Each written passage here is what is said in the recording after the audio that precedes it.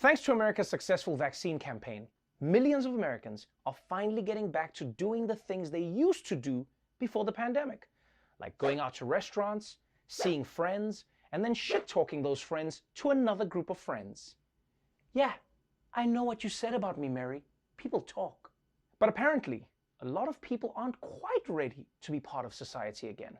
And we'll tell you why in another edition of Return to Normalish.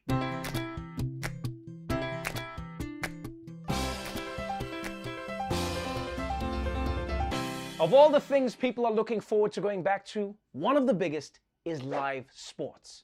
The roar of the crowd, the sounds of the game, the smell of the armpits of the guy sitting next to you. You don't get that at home. Unfortunately, a lot of fans seem to have forgotten that they're only paying to watch the athletes, not to commit their own personal fouls. The return of packed arenas and other venues is an image worth celebrating.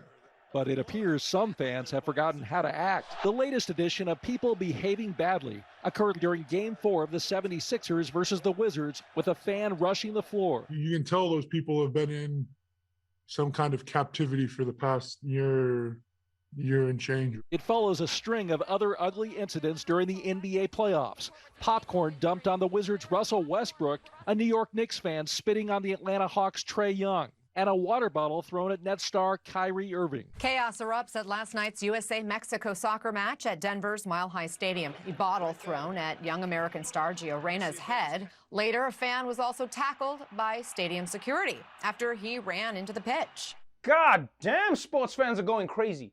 They're spitting on the players, they're throwing things at them, and don't even get me started on that crazy fan who got into a fight with Floyd Mayweather. If this keeps up, the stadium employees are going to have to start using the t-shirt cannon as an actual weapon. And you know the situation is bad when fans are throwing popcorn and bottles, because people at an NBA game, that's like $80 worth of concessions. Like, I'm sure as hell not throwing my snacks. I took out a loan to buy that popcorn. I worked too hard.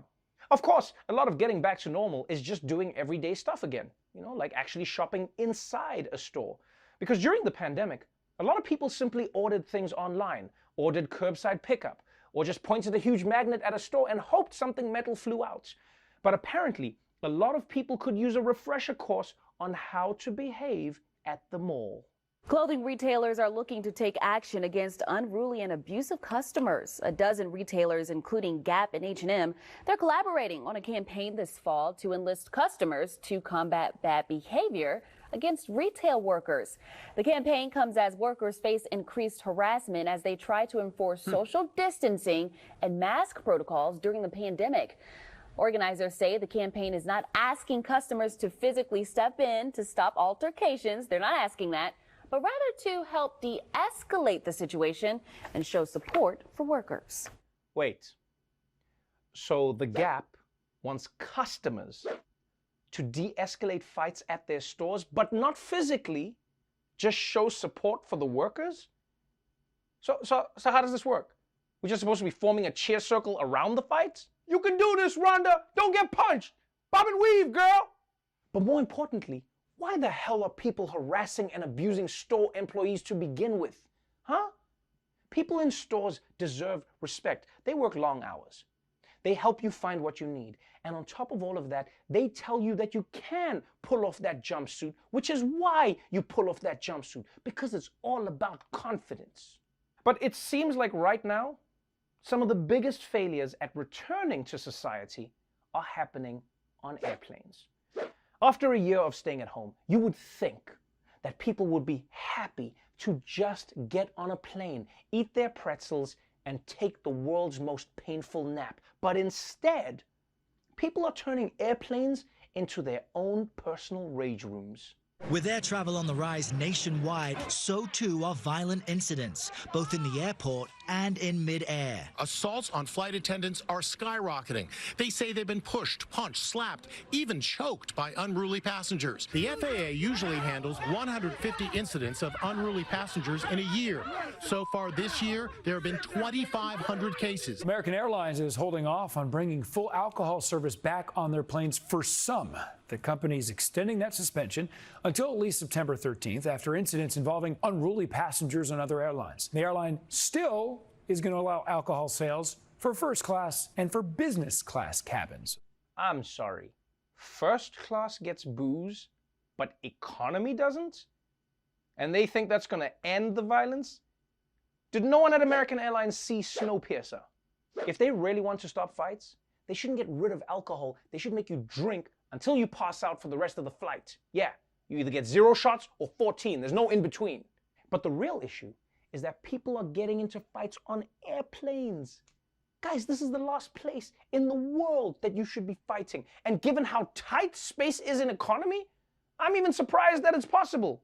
Do you know how much effort you have to put into actually throwing a punch in coach on a plane?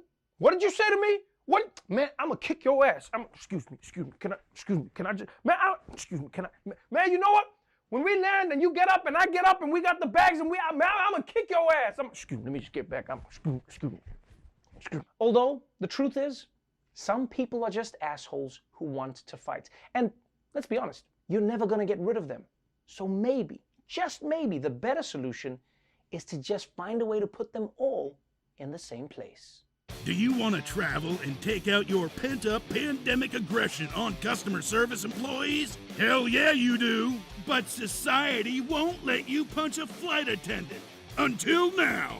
Introducing Throwdown Air, the only airline with no rules on your behavior, or ours. Our flight attendants are trained in MMA, hopped up on junk meth, and ready to f*** you up.